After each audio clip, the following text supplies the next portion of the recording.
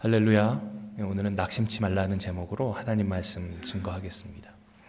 여러분, 이 세상은 천국이 아닙니다.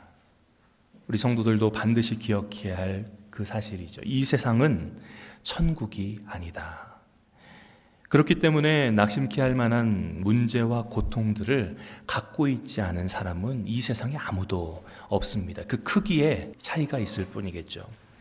그럼에도 불구하고 많은 분들이 낙관적으로 신앙생활을 시작했다가 이런 현실의 벽에 부딪혀서 낙담하고 슬퍼하는 것을 목회자의 입장에서는 자주 목격하게 됩니다. 그러나 여러분, 사도 바울을 보십시오. 고린도후서 4장 8절에 보면 그는 거의 날마다 사방으로 우겨쌈을 당했다 했습니다. 답답한 일을 당한 것도 한두 번이 아니었고요. 그는 핍박받기를 밥 먹듯 그렇게 핍박을 받았습니다. 바울처럼 믿음이 좋고 기도도 많이 하는 사람이, 영성이 깊은 사람이 왜 이토록 많은 문제를 안고 인생을 살아야 했을까?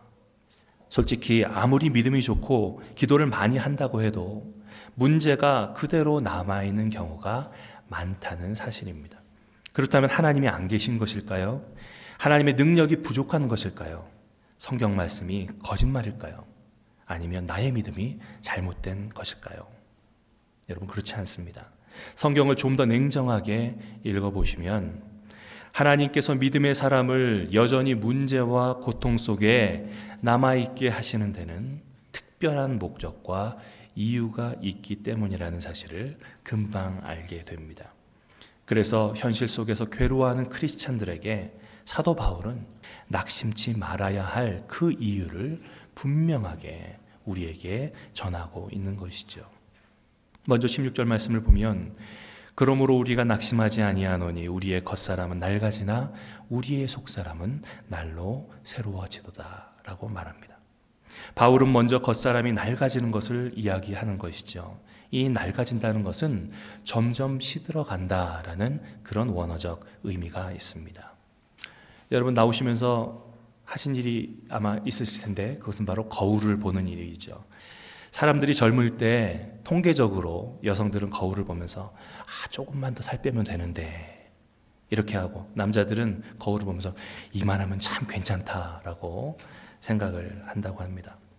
그러나 나이와 함께 그 청춘의 영광이 시들면 거울을 보면서 나도 이제 늙는구나, 세월에 장사 없구나 라고 탄식을 하게 된다는 것이죠.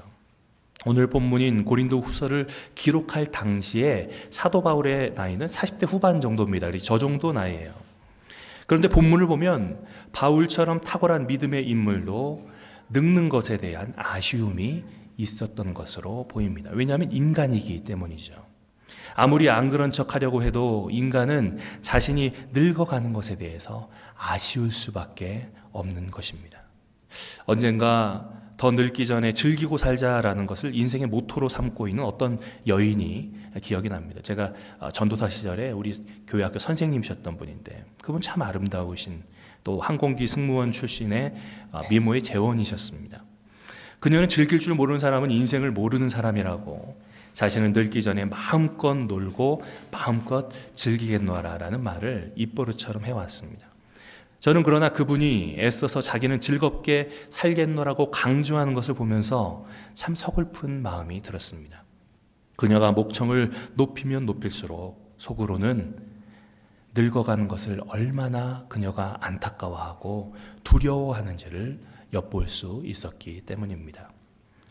제가 어르신들 교구를 맡아서 전에 심어있던 교회들에서 지도를 했었는데 그때 들은 이야기예요. 미국에 젊어지는 폭포가 있답니다. 나이야 가라. 네. 여러분도 가고 싶으시죠? 그런데 아무리 그 폭포 앞에 가서 나이야 가라 이렇게 소리를 질러도 흘러가는 세월은 못 막는 거예요. 네. 그렇죠? 오늘 성경 말씀처럼 우리의 겉사람은 반드시 어제보다 오늘이 더 낡아지게 되어 있기 때문입니다. 흙에서 왔기 때문에 결국은 모든 인생들의 종착역은 흙으로 돌아가고, 그리고 영혼은 주님의 품에 안기게 되는 줄로 믿습니다. 젊음이 점점 시들어갈수록 그것을 붙잡으려고 안타까워하는 것보다는 내 속사람이 하나님 안에서 더 성숙해지고 더 풍성해진다는 사실을 우리는 확인해야 될 줄로 믿습니다. 그래서 우리의 시선이 낡아가는 내 겉모습에 치중하는 것이 아니라 성숙해가는 나의 내면을 향할 때, 그때 비로소 낙심이 아니라 감사의 삶을 살아갈 수가 있다는 것이죠. 그래서 성경 우리에게, 성도들에게 범사에 감사하라, 그것이 바로 우리를 향하신 하나님의 뜻이니라 라고 말씀하고 있는 것이죠. 그러므로 겉모습 때문에, 치장하는 것 때문에 너무 마음 쓰지 마시기를 부탁을 드립니다. 중요한 것은 겉사람이 아니라 속이 과연 성숙해 가고 있느냐이기 때문입니다. 겉사람을 잘 꾸며보려는 노력보다 차라리 그 정성으로 속사람을 아름답게 가꿔 가시기를 바랍니다. 우리의 겉사람은 내가 아무리 막으려 해도 결국 주름지게 되어 있기 때문이죠. 17절을 보면 우리가 잠시 받는 환난에 경하는 것이 지극히 크고 영원히 영광에 중한 것을 우리에게 이루게 함이니라고 사도 바울은 권면하고 있습니다. 우리가 보기에 사도 바울은 사실 낙담할 만한 일들이 너무 많았습니다. 그는 육신의 가시로 불리는 육신의 질병을 달고 살았습니다. 또 안팎으로 여러 가지 어려운 일들을 수도 없이 당했습니다. 그러나 바울은 결코 낙망하지 않았다는 거예요. 그는 자기가 현실적으로 받는 고통과 문제들을 잠시 받는 것으로 보았기 때문입니다. 그리고 성경에는 그것을, 사도 바울은 오히려 그것을 가벼운 것으로 여겼더라라고 기록하고 있죠. 오늘 우리도 역시 현실 속에서 여러 가지 문제와 고통을 당할 수 있습니다. 그러나 여러분, 낙심하지 마십시오. 왜냐하면 그것들은 영원한 내세의 영광과는 비교도 안 될 일시적이고 가벼운 것이기 때문입니다. 그래서 여러분, 우리가 어떤 관점을 가지고 세상을 바라보며 사느냐, 그 관점이 매우 중요합니다. 이것은 그림의 배경과도 같은 것이죠. 그림을 볼 때 그 그림이 어떤 배경하에서 그려졌는지 그 배경을 알면 그 그림을 더 깊이 이해할 수가 있게 되는 것이죠. 그리스도인이 세상 사람들과 다른 점은 정확하고도 분명한 배경을 가지고 있다는 것인데, 그 배경은 바로 하나님이십니다. 다가올 영원한 세계, 다시 말해서 내세를 배경으로 현실을 바라보기 때문에 문제를 바라보는 관점이 세상 사람들의 그것과는 다를 수밖에 없다는 것이죠. 가령 불신자들은 어떤 사람이 실패를 하면 그거 참 안 됐다라고 하고, 또 어떤 이가 슬픔을 당하면 팔자가 사나워서 그런 비극이 찾아왔다라고 생각을 합니다. 그러나 그것은 잘못된 것이죠. 왜냐하면 그 사람들을 이해할 수 있는 것은 그 사람들이 달리 생각할 만한 진리에 대한 배경을 가지고 있지 못하기 때문입니다. 오늘은 전임자셨던 고 노광국 목사님이 천국에 가신 지 벌써 1년이 된 날입니다. 정들었던 목사님의 얼굴을 더 이상 볼 수 없다는 것은 우리 모두에게 슬픔입니다. 이렇게 현실을 배경으로 본다면 슬플 수밖에 없어요. 현실이 배경이 되면 그것은 슬픔이고 절망이고 우리의 힘이 빠지게 되는 그런 일일 수밖에 없는 것입니다. 그러나 우리의 배경은 현실이 아니라는 것이죠. 우리의 배경은 주님과 함께 누릴 영원한 나라인 줄로 믿습니다. 로마서 8장 17절에 말씀하시기를 우리가 그와 함께 영광을 받기 위하여 고난도 함께 받아야 될 것이니라. 여러분 보십시오. 우리가 당하는 고난을 무슨 배경 앞에 놓고 보아야 하는지 성경은 명료하게 이야기하는데, 믿는 자의 배경인 영원한 영광을 배경으로 고난을 바라보라라고 말씀하고 있는 겁니다. 영원한 영광을 성경은 세 가지로 설명하고 있는데, 첫째는 우리가 거룩하고 흠없는 아들로 하나님 앞에 설 존재라는 사실입니다. 에베소서 1장 4절 이하에 보면 장차 우리 주님이 오실 때 우리는 부활하게 될 것입니다. 그리고 거룩하고 흠이 없는 하나님의 아들로서 주님 앞에 우리는 서게 될 것입니다. 여러분 눈을 감고 그 영광스러운 모습을 상상해 보십시오. 우리가 장차 이러한 영광을 누리게 되는 것이죠. 또 하나는 완전한 행복입니다. 요한계시록 21장 3절 이하에 보면 하나님과 함께 영원히 거하면서 하나님이 우리의 눈에서 눈물을 씻겨주심으로 인해서 다시는 애통하는 것이 없고 죽음도 없고 곡하는 것이나 아픈 것이 없는 완전 무결한 행복이 나오고 있습니다.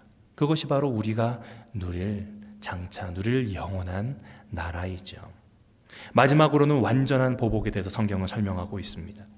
하나님은 이 세상에서 우리를 힘들고 어렵게 하는 이들이 있겠으나 우리에게 부탁하십니다. 원수 갚지 말라. 너희는 원수를 갚지 말라. 왜냐하면 심판은 하나님께 속한 것이기 때문입니다.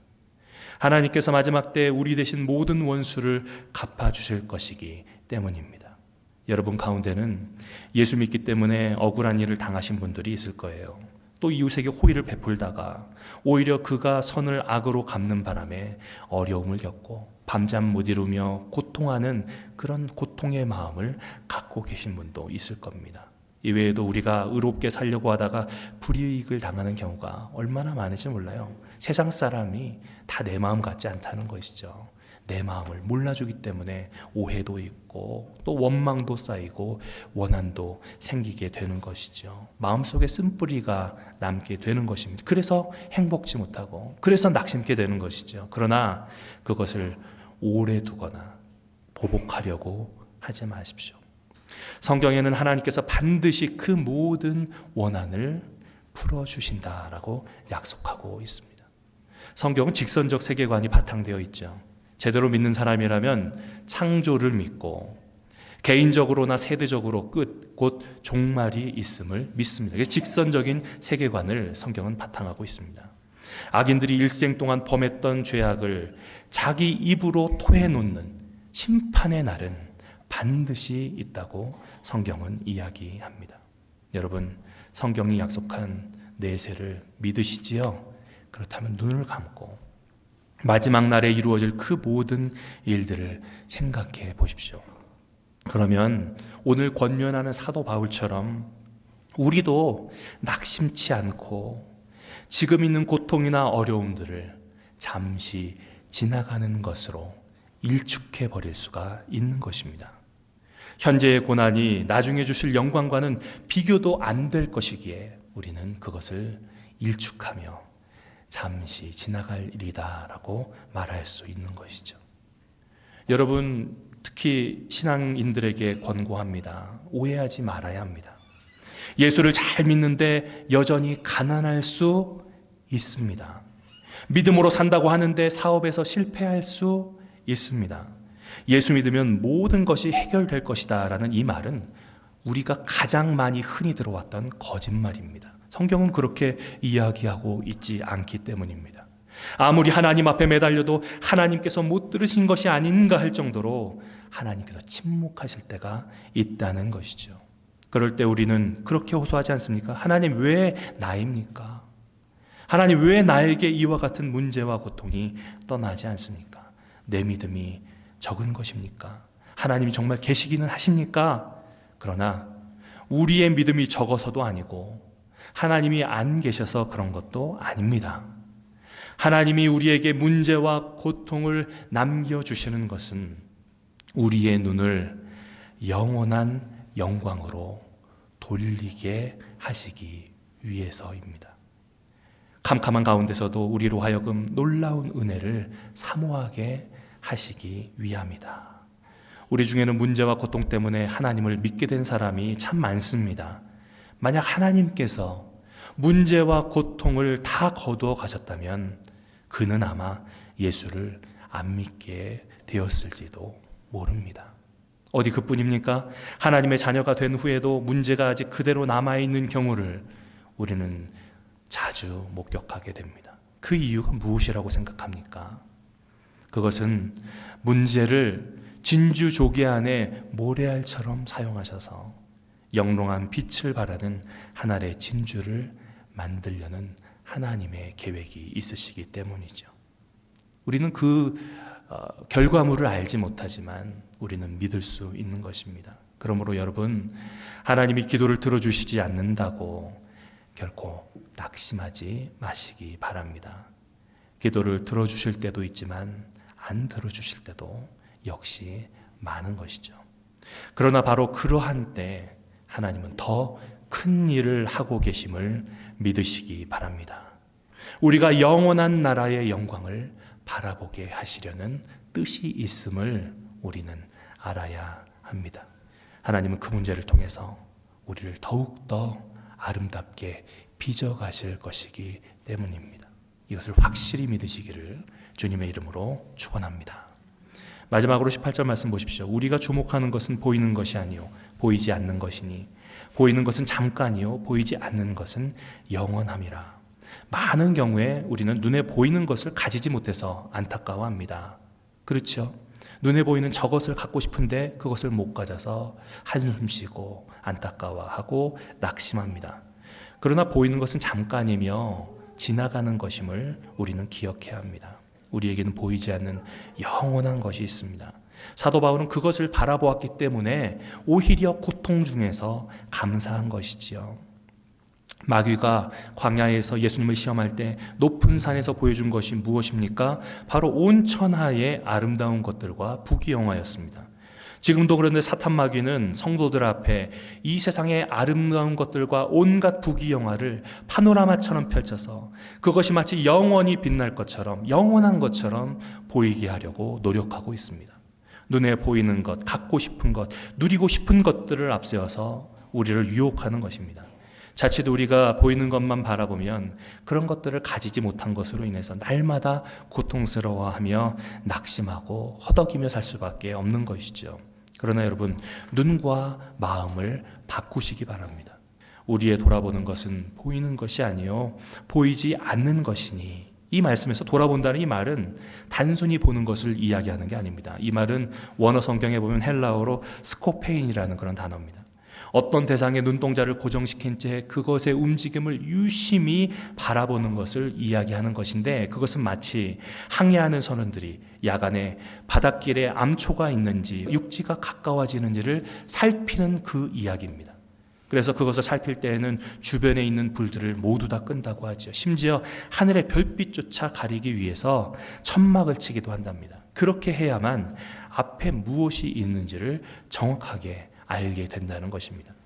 지나가는 신기루와 같은 현실, 안목의 정욕을 자극하는 많은 화려한 것들 가운데서 하나님 나라의 영원한 것, 보이지 않는 것을 보려면 돌아보는 스코페인의 눈을 가져야 하는 것입니다. 믿음의 눈을 크게 뜨고서 주변에서 현란하게 움직이는 나의 마음을 빼앗으려고 하는 그 빛들을 모두 차단하고 보이지 않는 곳에 시선을 집중해야 한다는 것이죠. 그렇게 할 때 드디어 영원한 것이 바라 보여지고 영원한 것을 사모하는 그 마음을 영적으로 확인할 수 있게 된다는 것입니다. 그것이 바로 영안이 열리는 것입니다. 사랑하는 성도 여러분, 오랫동안 기도해 왔지만 해결의 실마리조차도 보이지 않는 고통스러운 그런 문제를 갖고 계십니까?